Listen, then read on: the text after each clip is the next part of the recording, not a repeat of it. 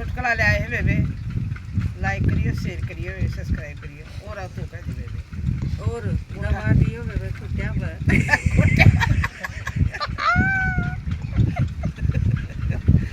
हाँ सुना बेबे ऐसा तकी हाँ बेबे राम था एक वो ससुराल चाल पड़ा राशि बैठ के श्यामलाल नहीं था वो न पी लिया पौवा राई में कसका काय चले गया ससुराल उसकी सासुर वा छोरी बोला लेकर जाऊंगा